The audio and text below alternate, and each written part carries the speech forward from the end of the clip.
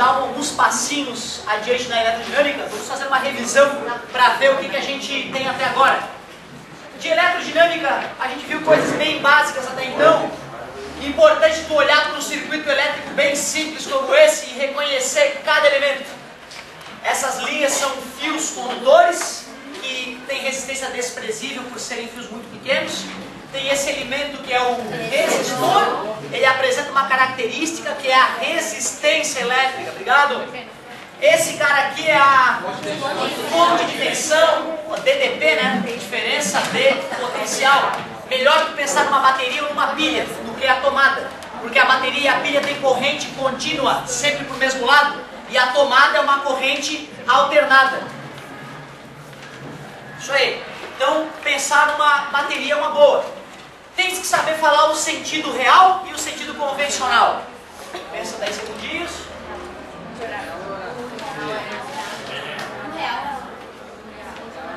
Agora vai. Larga a bolinha positiva. A galera achava que era positiva, as partículas que se deslocavam. Grandão é mais, pequeno é menos, opostos atrás, iguais se repelem. Isso. A corrente convencional é anti-horária. Olha, diz que tem o Rutherford por aí dizendo que é uma coisa negativa que se mexe no átomo. Ah, dane-se ele, eu vou continuar pensando assim. Foi assim que a maioria dos cientistas pensou, por isso que até hoje nos livros aparece a corrente convencional. Mesmo que se saiba que a corrente verdadeira, real, é no sentido oposto. Matematicamente não vai ter problema nenhum, não vai ter grandes influências. São raros os fenômenos em que tu precisa saber para onde os elétrons de fato estão se mexendo. No vestibular tem essas perguntinhas, né? Corrente real e corrente convencional.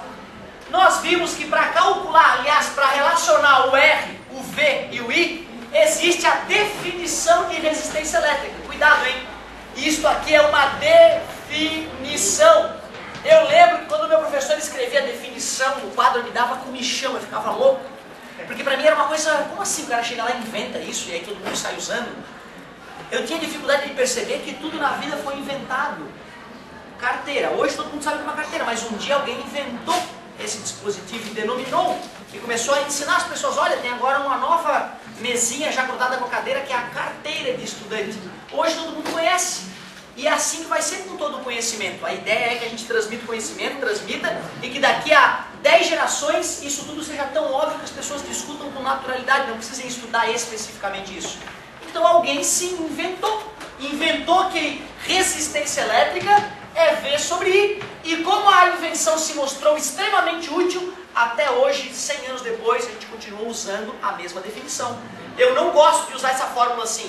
Eu prefiro pegar o que está dividido, passo multiplicando, e parece que assim é mais prático. Parece que assim é mais prático para tu chegar em alguma das incógnitas. Aliás, intensidade de corrente elétrica é só pegar quantidade de carga sobre o tempo. Aqui é coulombs e aqui é segundo. Coulombs por segundo, ampere. É o nome do instrumento que mede corrente elétrica. Muito obrigado. E voltímetro mede volts, obviamente. Show de bola. Aliás, fazendo a análise dimensional aqui, voltagem volts, corrente elétrica ampere, e volt por ampere a gente chama de ohm para puxar o saco do grande cientista responsável por muitos avanços. É o ômega maiúsculo dos gregos. Beleza, eu até já tinha comentado a primeira lei de Ohm, só que numa das turmas eu escrevi, na outra não. Na dúvida, reescrevi, né, mais uma vez. O que diz a primeira lei de Ohm? Gente, a primeira lei de Ohm não é isso aqui. A primeira lei de Ohm, ela diz, o Ohm foi para o laboratório, como a gente já foi 2 vezes, né? E fazendo experiência, ele percebeu que quando dobra a voltagem, a corrente dobra. Triplica a voltagem, a corrente que percorre aquele sujeito triplica. Aí ele fez milhares de vezes a experiência e confirmou que a corrente que percorre o resistor é diretamente proporcional à tensão aplicada a ele. Só que os avanços começaram a aumentar, descobriram aqueles materiais semicondutores, galho e silício, e viram que a primeira lei de Ohm não era lei. Mas como era uma ideia muito importante, e não queria se jogar fora essa ideia, se acrescentou a palavra ômico no resistor. Então, a corrente que percorre o resistor ômico é diretamente proporcional à tensão aplicada a ele. Uma maneira muito mais prática de falar a mesma coisa.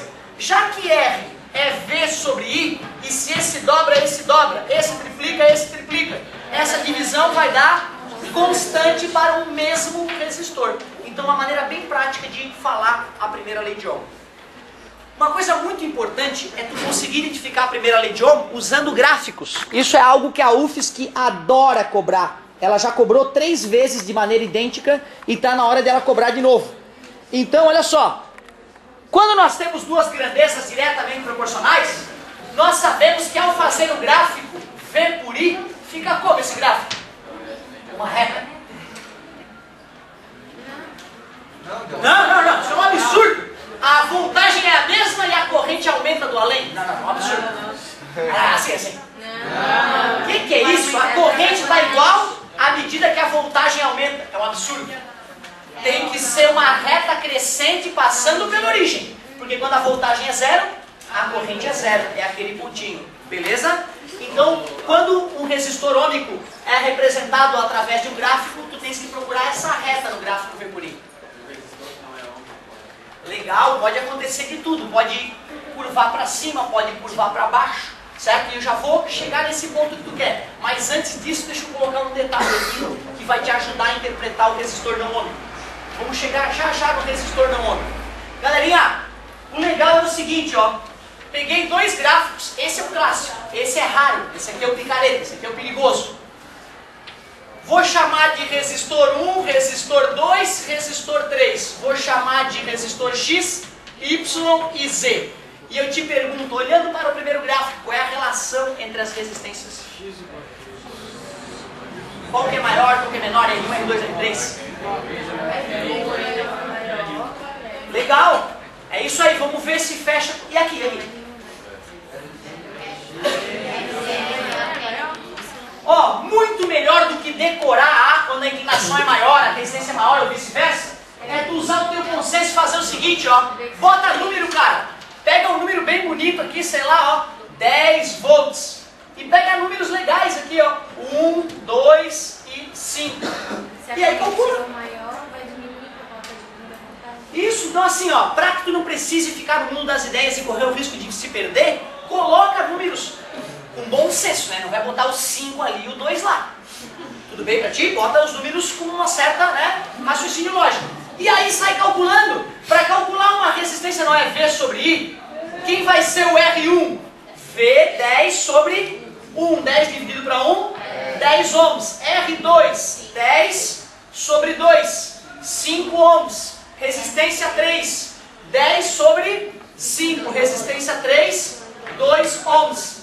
Agora eu sei que num gráfico V por I, quanto maior a inclinação, precisa decorar isso? Não, cara, não decora isso, porque se o cara trocar o I pelo V, tu se arromba se tu tiver isso decorado. Certo? Porque quando trocou o I pelo V vai mudar tudo. Só que aí, no dia do vestibular, tu respira fundo e faz lá, bota teu número predileto, 24. Aí bota lá 2, 4, 6, tô brincando, tá? Fica tranquilo. E calcula as resistências. Resistência X, resistência é V sobre I. Voltagem, 2. Corrente, 24.